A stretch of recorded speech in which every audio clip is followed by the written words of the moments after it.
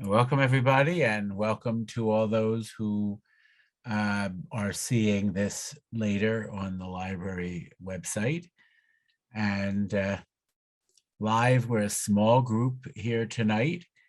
And if anybody, in fact, even before I go anywhere, I should actually just start and ask, are there any burning questions that folks want to leave the room having at least touched on? Raise my hand. Okay, so peer support meetings within Ocean County. That'll be my pleasure to touch on the availability of mental health peer support, both NAMI and non-NAMI, during the course of this talk. Thank you. And I guess, yep, let me see what I can see. I guess the chat then goes someplace else because good. Okay, so I'm going to do this. I'm going to put up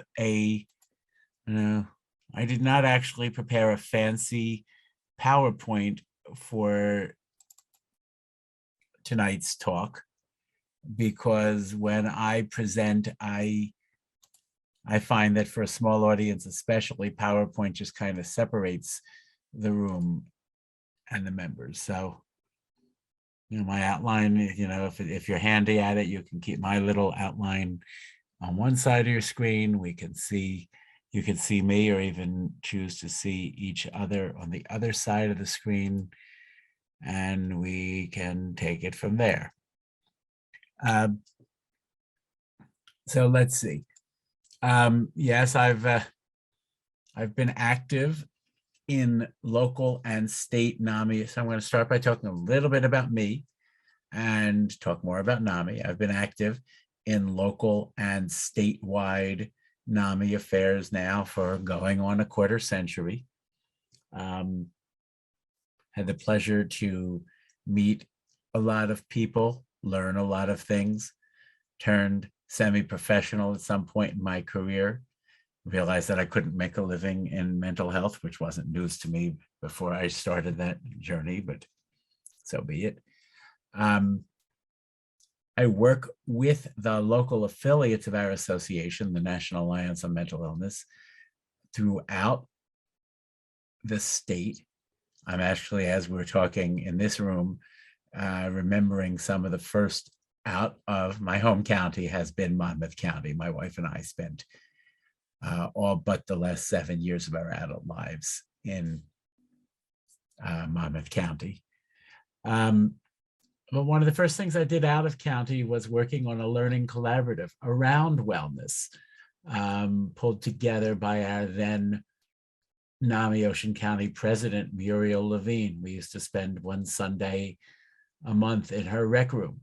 And it was a good experience getting to meet some of the local members and getting to learn some of the things being published on wellness. We watched some videos, we worked through some workbooks and worksheets. It was all a good experience. So, NAMI, a nationwide association mostly composed of those of us who deal with ongoing mental health issues in ourselves or a family member. Lots of local chapters, over 1,000 around the country, including chapters serving every county in this state. And the nationalness is very helpful because while I don't even know if we're all sitting here in New Jersey, but the idea that we can help somebody we know find peer support or information and referral from a NAMI group any place else in the country is very helpful. And that's true of other kinds of peer support. Peer support is, and I'm going to talk about the breadth of peer support. Our association has local chapters, as I was mentioning. NAMI Ocean County used to meet around the corner in the Justice Complex. Now they're at a church that's either in Bayville or Beechwood. People cross county lines all the time to benefit from peer support of whatever kind we need. So, definitely don't feel bounded by county lines. Not that anybody probably does. One of the things that we do a lot of is community education and outreach to try to fight some of the discrimination that those of us who pursue mental health recoveries face from time to time. And in fact, several of my colleagues are here tonight from a program we call In Our Own Voice. We love to come out and talk about our experience of recovery, what happened to us, what helps us, what's next for us. We've done nearly 3,500 of those presentations around New Jersey in the history of the program. And we'd love to come out to your congregation. We'd love to come out to your roll call training. We'd love to come out to your school. We have lots of programs that work into any kind of setting. So that's just the plug. Instead of spending much time on the plug, I'll point out that my email address is right there below my name. You're welcome to get back to me at any time with any thoughts, with any opportunities for interaction. So now that I've mentioned National Alliance on Mental Illness, I want to break out into the bigger picture of peer support. And for some people, peer support is something you just don't think about on a day-to-day basis. It's there, but you don't think about it. My wife and I do not have any pets. So I have no idea where to find a good veterinarian, how to find a good veterinarian, what appropriate medical screening schedules are for a pet. It's just not my world.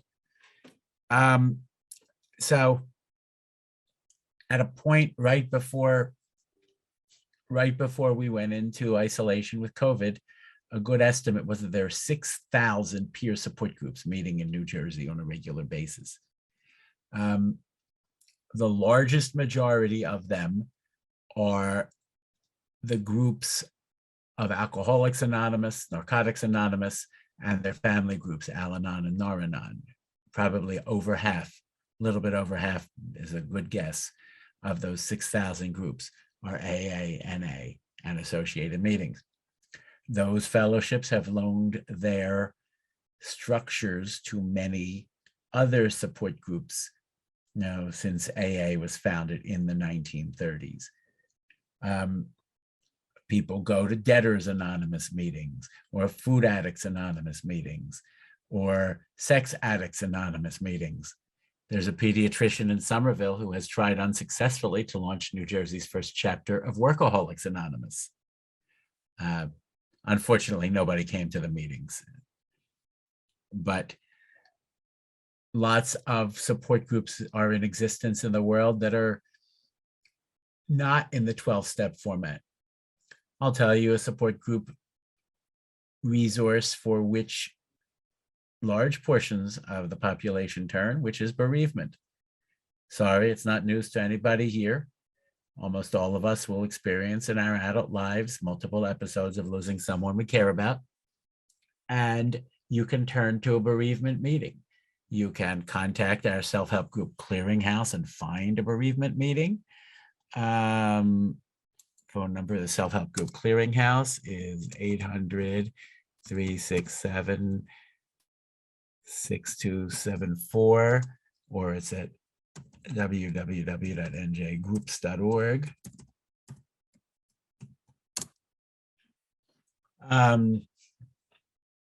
You could also turn to your congregation, because for many people who are active in a religious faith movement, it's helpful when working through loss to be with others who have the same perspective about life and what might happen after it. Lots of support groups for physical health issues, high blood pressure, heart disease, eye disease, all the above. There are peer support groups for caregivers of all kinds. That's kind of where NAMI started its run over 35 years ago, is families of adults with ongoing mental health issues. Of course, it's expanded in a lot of ways since then, and I'm proud in New Jersey to have been part of helping with that functional expansion, but lots of support groups. In mental health, we of NAMI, are probably the largest non-diagnosis specific support group, because it's peer support. We don't need diagnosis. You don't need a diagnosis to come to a support group.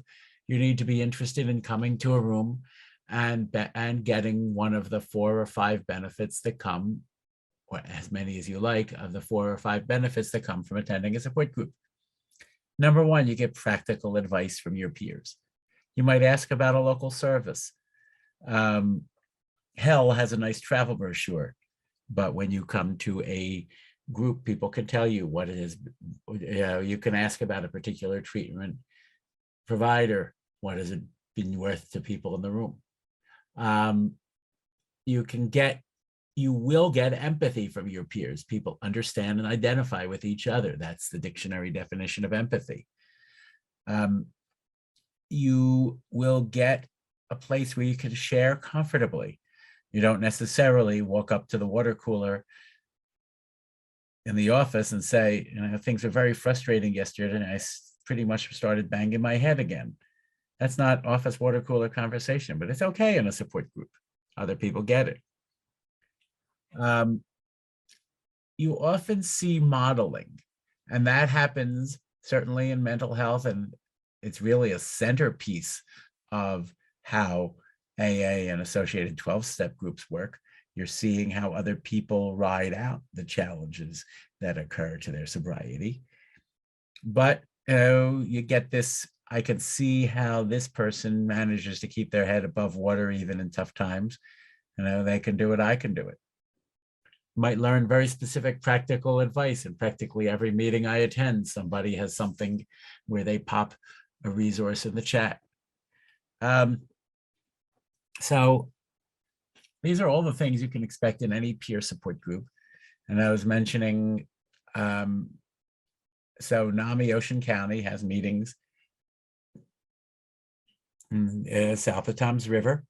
Ocean County, and I haven't really checked the listings since the juggling that has taken place with COVID, but among the other mental health peer support groups, there's always been an active chapter of the Depression and Bipolar Alliance. I think they were meeting at Community Medical Center. In fact, for a while, they were meeting Wednesday and Friday nights. There are a couple of mental health peer support centers in the county. These are state-funded places where any adult dealing with any kind of mental health condition can come on in, have a cup of coffee, engage in some recreation, attend an educational group. So the two centers serving Ocean County are Journey to Wellness, which is near Hooper and Fisher, and Brighter Days, which is on Bennett's Mills Road in Jackson Township. Recovery International is an interesting peer support group model. It goes back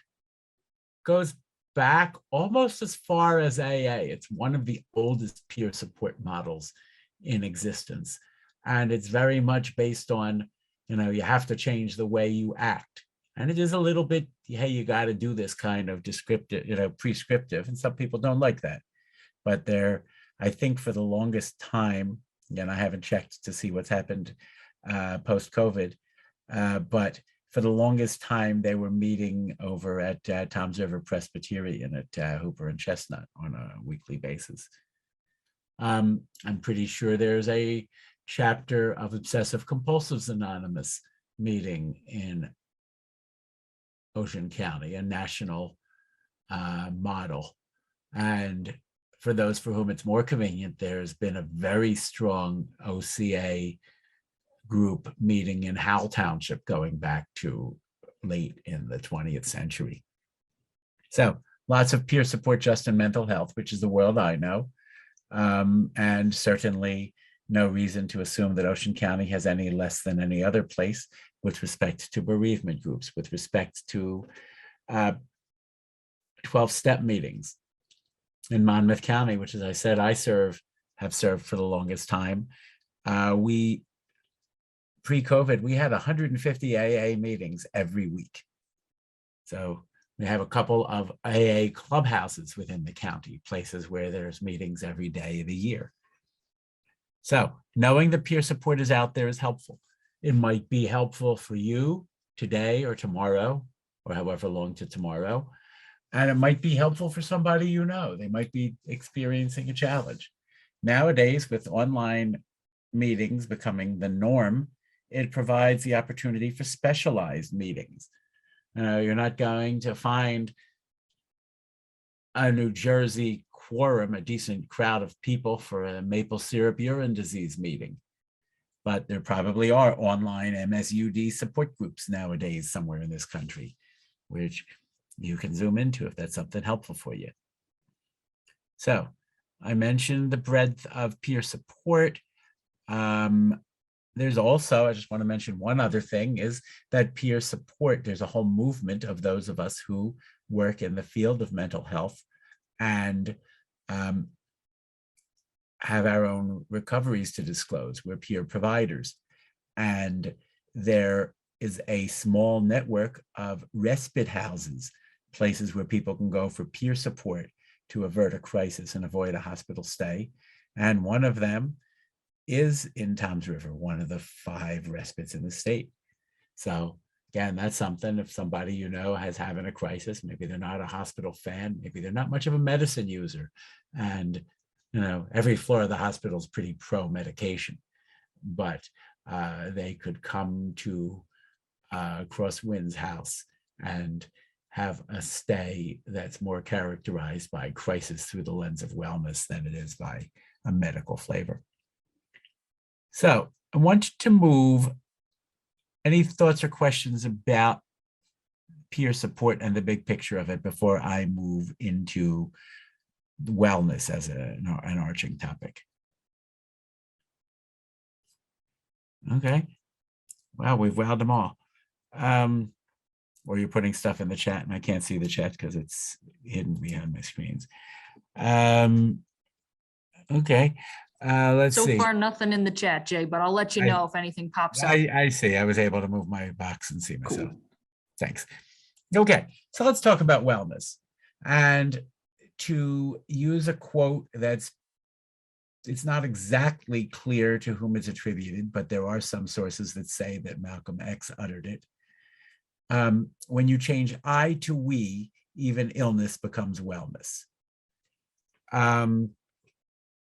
It's this, so wellness can be broadly defined in lots of different ways, and anybody want to throw out your definition of wellness? Just open the mic and share it, please. I just want to pop in. We did have one question. Do any of the services have a fee? Was asked. Peer support, I should have mentioned it, thanks. Peer support is a very open door, and in fact, I've had people in the 12-step movement emphasize to me the importance to emphasize, feel free to make a meeting even if you don't have a buck to put into the plate. The people, we're there for each other.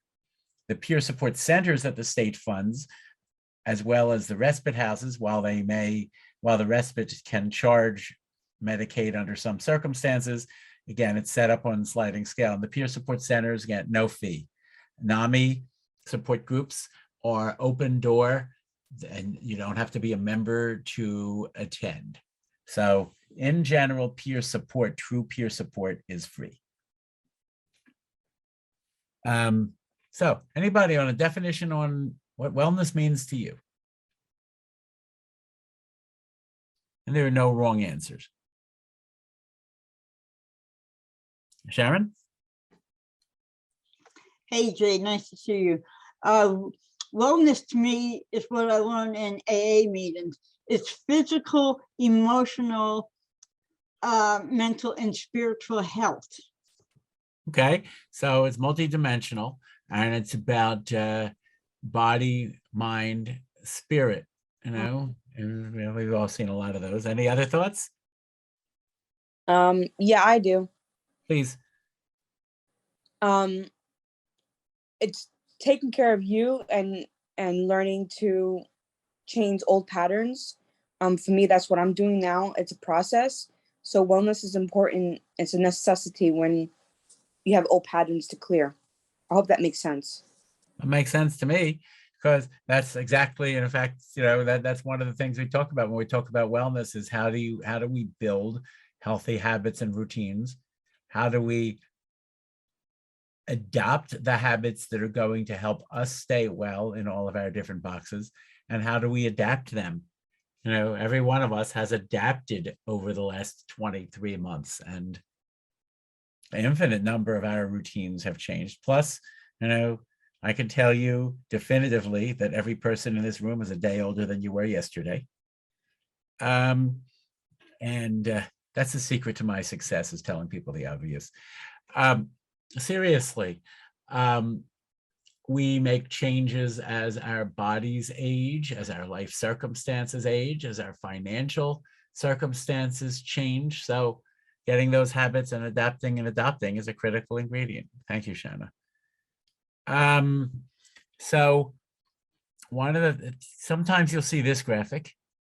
It's an 8 dimensions of wellness graphic. And yes, I'm vain enough that I put up the version that has my name in the credits, although I really had very little to do with developing it.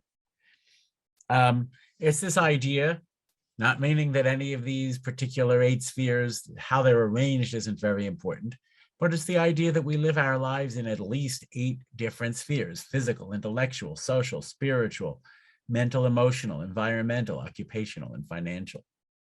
You know, the idea, most of us can easily appreciate what an unwellness cascade is, when you're having some physical health problems and you lose some hours at work and your income goes down, at least temporarily, and you have to forego some recreation with some friends, and things may go further downhill from there.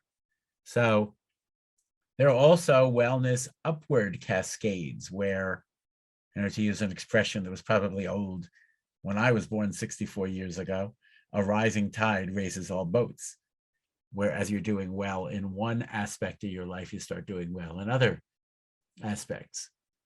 And Shanna, talked about change, and there's a lot about purposeful in wellness change. How do I carefully identify what I want to do for myself in one or more of these spheres, and make that change in a way that lasts? And we'll talk more about some of the physical wellness domains, which is where a lot of us want to make changes. And I want to touch on the idea that, we all make change. Hopefully we make change purposefully, right? Not news to anybody. If I'm identifying that I need more exercise, I'm not just going randomly to wait and see if my body moves more. I'm going to come up with a plan. I may use accountability. I do use accountability. I've been recovering for a little over 4 years from coronary bypass surgery. And one of the things I knew that I strongly needed was significantly increased exercise. So I've been tracking every session of purposeful physical exercise in the past 51 months. I have a spreadsheet. Shanna? You were mentioning something about peer support. It's also, Yep. The finances, as well as, somebody giving somebody a chance as well to help change their path, to help change, supporting their peership through other curriculums. That makes sense? I hope so. Well, it certainly Like a job. makes sense. Go ahead, give your example. Go ahead. Like a job, or communicating with other groups and just trying to get your life on track. Right. Yeah. I mean, so we all need, was it one of Blanche Dubois' lines? I have always depended on the kindness of strangers. So yeah, I mean, and sometimes we rely on direct peer support that can help. People who have gotten into financial trouble do go to a Debtors Anonymous meeting, or do go to a financial counseling program. That's a professional support. People who are having trouble choosing, getting, and keeping a job can go to state and county programs that can assist with employment. I'm trained as a psychiatric supported employment specialist. I'd love to talk more about that topic. Sometimes paraphrased as, you can do it, we can help. They gave that talk, got to be now 20 years ago. That's an interesting training that you have. It's a favorite of mine, but I'm thinking now about the time I actually had a chance to do that talk down at St. Francis on LBI. You can do it, we can help, wearing a Home Depot apron. But I digress. Did I mention my own attention deficit symptoms, by the way? Anyway, seriously. So, if we want to make change, then we're going to use change processes. Change processes, which is baselining, identifying a goal, identifying steps to get there. We could talk all day about SMART goals. If you Google up SMART goals, last time I tried it, I found about 1 million hits. The idea that goals could be, in order to make a change, it's not, hey, I want to lose weight. Hey, I need more exercise. Hey, I want to grow more hair. It's about setting a goal that's specific, measurable, achievable, realistic, and time-framed. And there are people in the universe who, either as their main specialty or as part of their work, help people achieve desired goals in wellness. And some of us are called wellness coaches or life coaches. There are quite a few people in the mental health peer movement who are trained as peer wellness coaches. We teach stages of change and motivational interviewing and enhancement as a normal part of medical school nowadays. We teach every therapist ought to have adequate training in helping people use a stage of change approach to see where they are, where they're going. And very much, as I said, about tracking and accountability. So, and as you know, I'm talking at very high levels here. We could do a 3-month course in wellness coaching. I'm not the person to teach it, and I don't think it's on the agenda for the library. But the idea that people make changes in the areas where we identify that we need to make changes. There's if you, didn't pop the link into here, but pop me an email and I can send you a little booklet that's got self-assessment questions in each of these areas. You can ask yourself the questions to determine how you're doing in these wellness areas and maybe think about what changes you want to make. Nobody's going to be prescriptive and say you're not financially well unless you have, money in the bank to cover a rainy day of at least $1,000. That might be one of the questions is, do I have money to handle an unexpected expense like a broken tooth or a car failure, or having to fly out to take care of a family member someplace else in the country? But you decide to find these things wherever you want to define them. Environmental wellness, that's not just about the big macro environment. I turn off light switches and I carefully separate and put out the recyclables, but it's about micro wellness. Is the room around me comfortable? Is there a place for everything and everything in its place? And you set the priorities. When we talk about obviously emotional wellness, is deep. How am I happy? Am I content? Am I satisfied? Do I have the resilience? A lot is written in mental health about the resilience. I can ride out the crap life throws me. Social wellness. Am I connected? That's really kind of the definition there. And there's a lot of overlap. So, I sometimes talk about the overlap of social wellness and spiritual wellness. For so many of us, our activities within our organized faiths or our congregations becomes a piece of that wellness. I met my wife through congregation affairs 41 years ago. She's a very patient woman. So again, all of these dimensions, and keep in mind that, they're all overlapped, and it's not for me, even if you hired me as your coach, or if I were a therapist, it's not for me to shoot on you. You should get your financial affairs in order. You should, get yourself a satisfying job. The young lady whose name is footnoted as the real author of this was my boss for a little while, and she used to constantly say, stop shooting on yourself and other people. Sharon, a thought? Yeah, I got a question, especially the last 2 years since we've been shut down and everybody is basically home. You work from home. If you go to school, you do schoolwork from home. And this is talked about a lot on the news about the social isolation that everybody in the world is going through. Yep. Well, do you feel you're socially isolated, or do you feel you're connecting in a different way?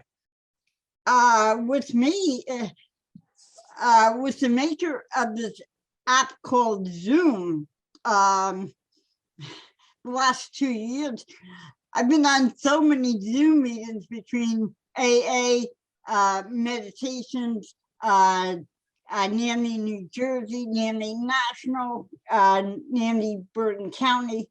I've been on so many Zoom meetings. I'm getting the Zoomies. Yep. So it's true that it's a different world. And in some ways, it's a very expanding world because we're not limited by distance. We're meeting people. You've been in the room where we've got people from 4 states sitting in our NAMI Connection meeting. People I might never have encountered in person. And at the same time, I think I've shaken one hand in the last 23 months.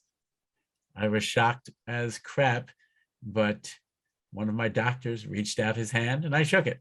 So, it's a finite number that I can remember. So, yeah, I mean, it's a different world. And of course, we feel more isolated. And at the same time, all of these settings, whether it be our peer support groups or our congregations or our learning opportunities, I take advantage of an interesting feature at Rutgers, which is that at age 62, any New Jersey resident may audit classes. I'm in my 4th Rutgers audit class at the moment. Congratulations. Well, thanks. All it took to qualify was turning 62. Not Free academic. tuition. You get free tuition. Yeah, but I mean, it's a little bit of a different experience. Studying without, assignments doesn't really lead to quite the same learning rigor is what my experience has been. But I'm a good study partner if you need help. Okay. If you'd like to chat one day about transportation systems planning, that's where 3 of the 4 courses I've taken have been. Oh, that'd be great. And I took a fascinating course in museum operations and public art. Wow. Shanna, I thought? Yeah, no, that's a lot of topics. Hang on a sec. Shanna, I muted you by accident. Now you can unmute yourself. I'm sorry. I was trying to lower your hand. You have to do it. You have to do the. I see you. You got it? Can you hear me? Yep. I was saying all those courses you're taking, it also deals with mental health, like public transportation and, when the bus doesn't come on time, and it's just about wellness and how everything's orchestrated. Yeah, everything is wellness, and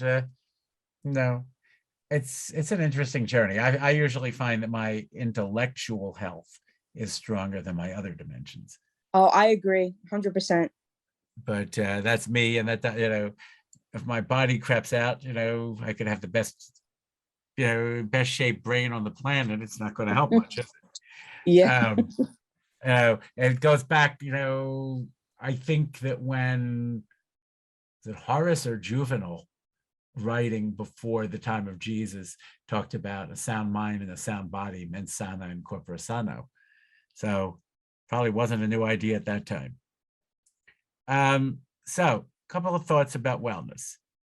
Again, trust yourself and build on your strengths. Same kind of thing we talk about when we work in rehab. It's about, be strong, let's strengthen each other. Let's look for ways to use our own strengths. You know, people talk about baby steps. Some people get tired as all heck of baby steps, but you can make a small change. And my wife has interestingly clicked with these cauliflower pastas. And very rarely is there a wheat pasta consumed under this roof anymore. No, it's not going probably to change the world or change, you know, our overall health hugely, but it's a good incremental step. You know, it would be remiss of me when recommending people think about wellness journeys not to put in the plug for safety. You know, if it involves exercise, make sure you're in shape, or use common sense regarding medical clearance. If it's something that involves putting yourself in a precarious situation, you know, jogging at night, or, you know, climbing a mountain where you don't know how to use the equipment, you need the safety and the help. You know, some of us do need help from coaches and professionals. Others can make our own changes. So hang on a sec. Oh, this bottom here is again where I popped in the plug that you can find NAMI groups, your local NAMI Ocean County group. And we're a nationwide association. So let's, before I get off of off of the intro to wellness, any thoughts or questions?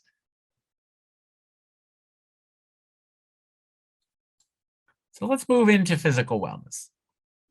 And physical wellness may be comfortably discussed in the context of 6 domains: diet and nutrition.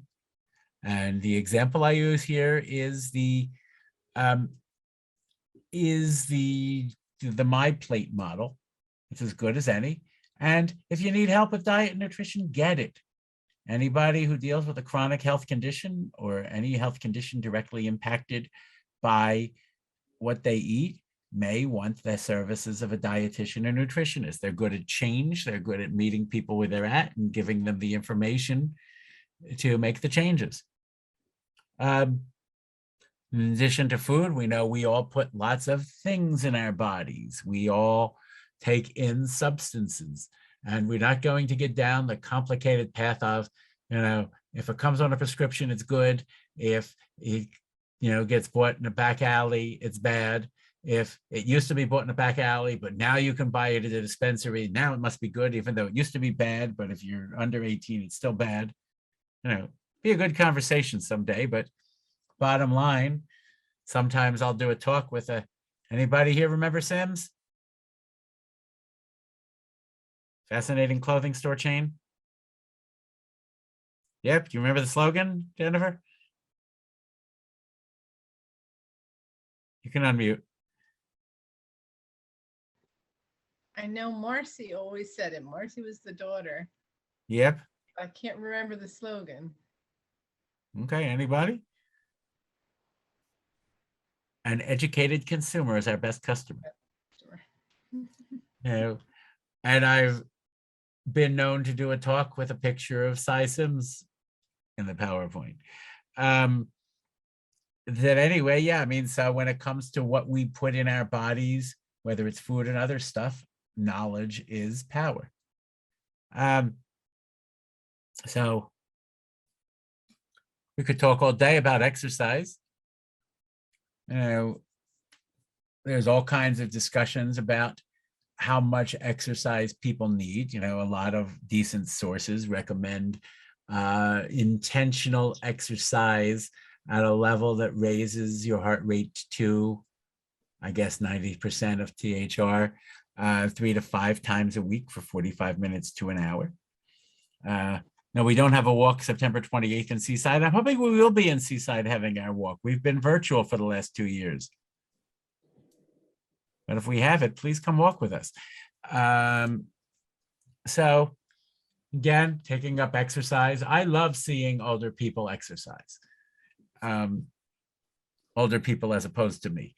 No, seriously, I sometimes find myself at some YMCA branches and Zumba fitness classes. And I've been known to be in a room where everybody in the room is older than me. Some of whom, while I don't go around asking people their ages, probably have some sense of where they were when on VJ Day in 1945. Or not, but definitely people 10 to 20 years older than me are in those rooms. I love to see it, and I love to see the breadth of people, and I love to see the breadth of exercise as I walk through the gym. And while I've changed gyms and the doc is retired, I always used to enjoy running into my cardiologist, changing to get into the pool at the gym we shared. Again, that reminds frontline, caring about fitness. And I know an awful lot of people. I have a cousin who's a practicing pediatrician, 18 months younger than me, who runs marathons. So stress management is physical health because distress creates physical unwellness. So whatever we use, everybody has different ways to relax. I used an illustration there of box breathing. Nowadays, I'm more likely to use a graphic of like a 4-2-7 breath, because that the long inhale can be uncomfortable, especially for people with histories of trauma. But learn to breathe. It's a very portable coping strategy. In my NAMI service, I've become a bit of a road warrior, spending many hours a week on the roads of New Jersey. But seriously, I've learned carefully to exhale when you see a dump truck who isn't quite as fond of observing the 8-pointed sign as other folks. Shana, a thought? Yes. Tai Chi is really good too. I've seen a lot of people in New York in the parks do it, especially the elderly Asian community. That's helpful for me when I do my mindfulness. Yep. Tai Chi has been helpful to many. I mean, that's actually one of the great things in our society. Anybody here spend time outside of the East Coast, significant time? Because one of the things that I've realized is just how great our multicultural society is, and the fact that the health practices of different corners. Yoga isn't as, 10 years ago, it was a lot less mainstream and more of kind of a taste for the South Asian community. Tai Chi, 10, 15 years ago was much more something we associated with the East Asian community. Nowadays, we willingly and gladly borrow from every culture and find what works and use it. And again, that's looking around the Zumba classes. I see such a breadth of visible ethnicities that's that reminder that maintaining health is something that people in all cultures around us prize. So, yep, whatever helps you relax, whatever helps you manage stress, distress. We could talk about sleep all day. It's my favorite topic. I've told people that if I came into mental health work earlier in my life, I would have probably become a sleep therapist, because I could be guaranteed of gainful employment, for an entire long career. And really, I can't guarantee that a good night's sleep makes everything better, but I can guarantee that insufficient sleep and crappy sleep make everything worse. So if your sleep isn't working, look at ways to fix it. Learn about the whole world of sleep hygiene, which doesn't mean take a shower before bed. It's about everything we do that doesn't come in a pill bottle to help ourselves get quality sleep. And we could talk all day about healthcare, but each of us does access medical, dental, and allied healthcare on its own terms and our terms. Some of us may have reasons why we're not using it or not using it adequately. Many of us may be overwhelmed by the complications of obtaining health care, the business side of it. I wanted to put in a plug for a model called Chronic Disease Self-Management Program, or Take Control of Your Health. Marianne, were you in the class that Laura and I taught in New Brunswick? Yes, it was excellent. Yeah, but not because Laura and I were teaching it. So pretty much there are 10,000 trained peer teachers around the planet who can teach this 6-session course on it's called Take Control of Your Health in New Jersey. It's called Chronic Disease Self-Management Program internationally. I think Barnabas Institute for Prevention probably has the contract to teach it in Ocean County. My wife first took the course at the Jackson branch, and it was her excitement with it that led us to turn to the Middlesex County Department of Health and get trained to teach this course, because this is where we talk about, this is a very standardized course where we talk about the half of us in society who deal with an ongoing health condition in ourselves or a family member, talk about how we manage health conditions, how we manage the ebb and flow of energy, how we manage diet and exercise, how we manage our relationships with our providers, how we manage handling medications. Great course, and I encourage anybody who feels that you could benefit from it to take that course. It should be easy to find a session. And there are other specialized courses. Again, I put a plug in for dietitians. I put a plug in. I've lived with diabetes for a quarter of a century. I've been diagnosed for a quarter of a century, probably lived with it for a few tough years longer than that. And the diabetes management course that I took was invaluable. So the education we get for how to handle our health and our health conditions is very helpful. Shanna? Would that include, like, if you go to your doctor and the doctor asks you if you have depression or anything, would that include also getting healthcare on your terms? Well, Because sometimes it's stigmatized and they don't want to help you, kind of things. I've experienced that a lot. and it's obviously a real issue, is Yeah. knowing that there is a therapeutic alliance between us and our practitioners, and some are great. We feel comfortable discussing anything. We feel comfortable, accepting advice, and we feel comfortable respectfully asking for clarification or options. And that's an ideal therapeutic alliance, and sometimes it doesn't happen. And sometimes, yes, people, tons of studies, on stigma experience, especially in emergency medical settings, or people who find practitioners talking around them, talking to the family rather than them. So yes, finding the people who work for you. Same thing applies not just in mental health, but lots written about healthcare stigma and sexual preference, healthcare stigma and transgender populations, stigma of sexual assault. Yes. That's a topic we can go do a lot of research on, but in the end, it's how do we empower people when you have a short list from your health provider and 5 of the 6 say no new patients. It's like I do recall firing a doctor or 2 in my life, usually for business reasons. It's like, if you guys are going to give me an appointment card to show at 10 and I'm consistently going to get seen at noon, then I'm really not prepared to make it a half-day process for a 15-minute encounter.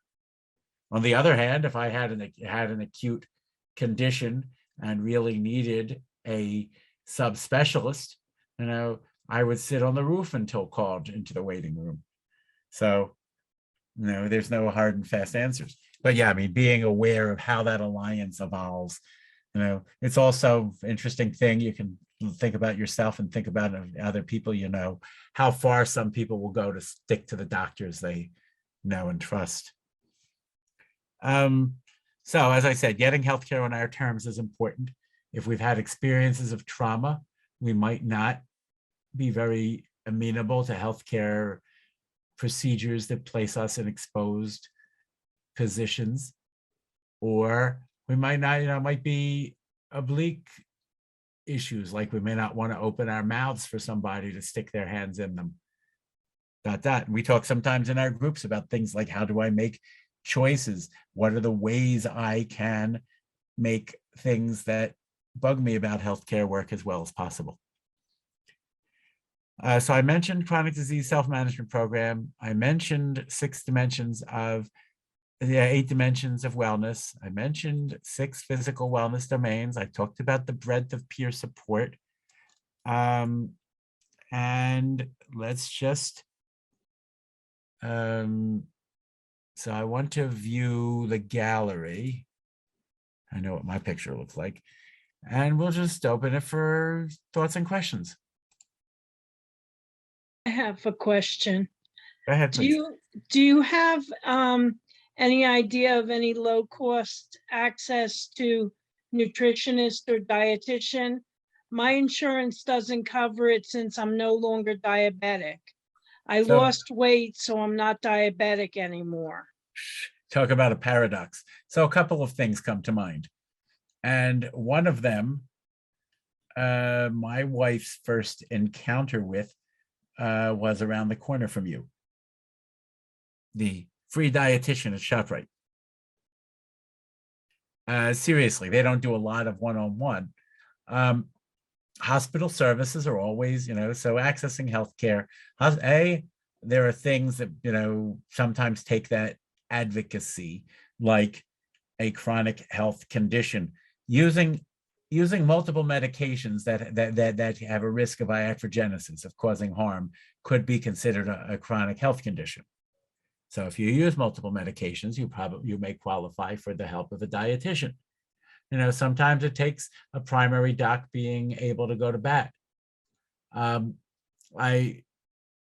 The primary doc that I've been seeing for 25 years now just retired. I intentionally sought out what's known as a patient-centered medical home as my primary care practice. And there is a part-time dietitian in that practice. And that's because in a PCMH, it's about rendering primary care in a way to prevent and coordinate, and not be about coordinating crap loads of referrals for sicker patients. So I feel confident, even if the insurance company were to deny, that practice knows how to write those letters and get dietitians. All hospitals in New Jersey operate using a sliding scale. So there are dietitians in hospitals. That's where a lot of dietitians are found. So, while I don't know all of the answers, I would basically say, non illegitimi carborundum. Don't let the SOBs wear you down. Other thoughts? Thank you. Sure. Okay. Do we have the quiz ready? No quiz. So it looks like we have one in the chat. Good. Let me look And- closely. The difference between MHA Ocean virtual peer support groups and UBW. And let's see the other half of the question. I'm looking at the 2 different schedules on the Clearinghouse website.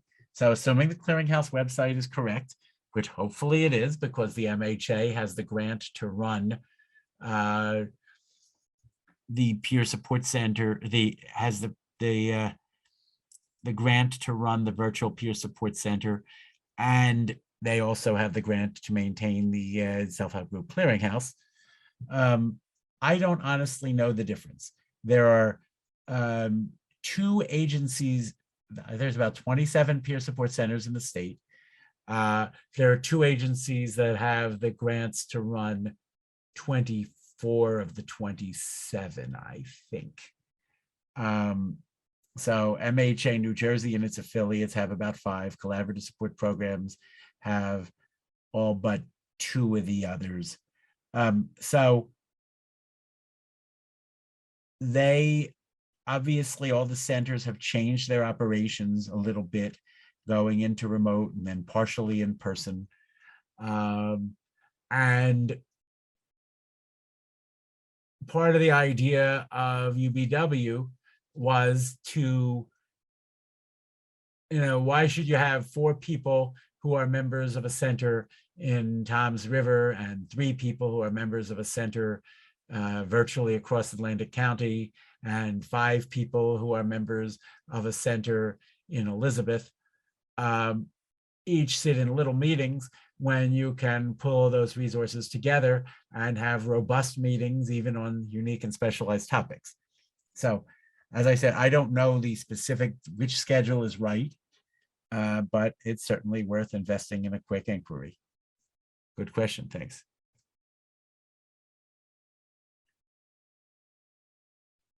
Okay, let's see. Anything else cooking in anyone's minds?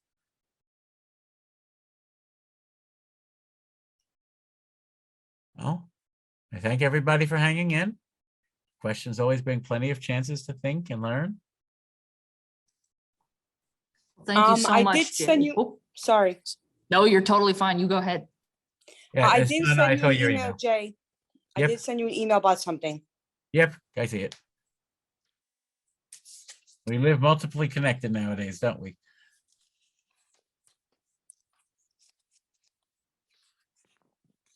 Okay. Then, Cassandra, you have anything burning on your mind? You actually are the one who said, let's do this. So That's right. I was going to say thank you so much for presenting all this today. It's been amazing. Definitely a lot to think about. And also, I'm glad that you mentioned the great courses. That's something that we just recently acquired into our collection. So you could put those on hold at any one of our branches, and we have a ton of different resources that way.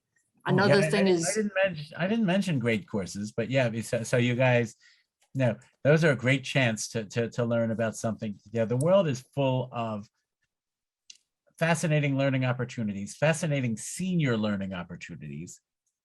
Turns out that less formally than Rutgers, Princeton also has a resource for auditors, including non-seniors, out-of-state students. Some I've known to audit. Princeton House is good. I went there for a little bit.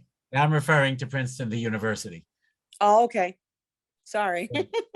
Princeton House is associated. It is the psychiatric service associated with Penn Medicine Princeton. Yeah, and this addiction too. Yeah, I mean, so there's lots of pieces of the public mental health system that those of us active in NAMI have a pretty good handle on. But no, that opportunity for senior learning. My wife and I have on and off been members of SCAN New Jersey. Their courses are a mix of what's virtual and what's in the basement of Monmouth Mall. Every state in the country now has an Osher Lifelong Learning Institute, OLLI. And in New Jersey, it's led by Rutgers. So that's basically seniors teaching the topics that they like to talk about.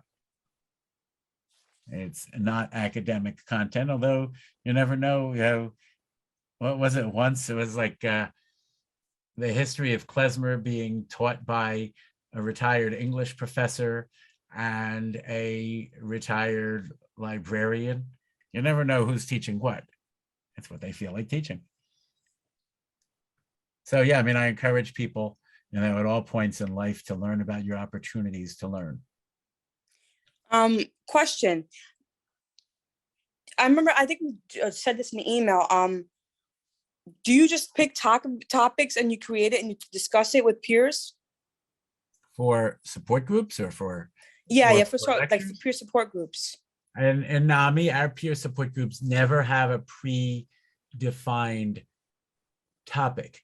When we come into the meeting, and this should be kind of the way most groups run. I'm not shooting on other people's support models. I respect all. Okay. When people come into the meeting and check in briefly, you listen to the room. The facilitators listen to the room, and people are coming up with, people are sharing what's important. And as facilitators, we look for, if somebody seems to be in significant distress, we want to come to them and use our tools to help get mutuality to help them pass the problem. In addition to that, if there's a theme, if 5 different people mention, social isolation and COVID, then that becomes a winner.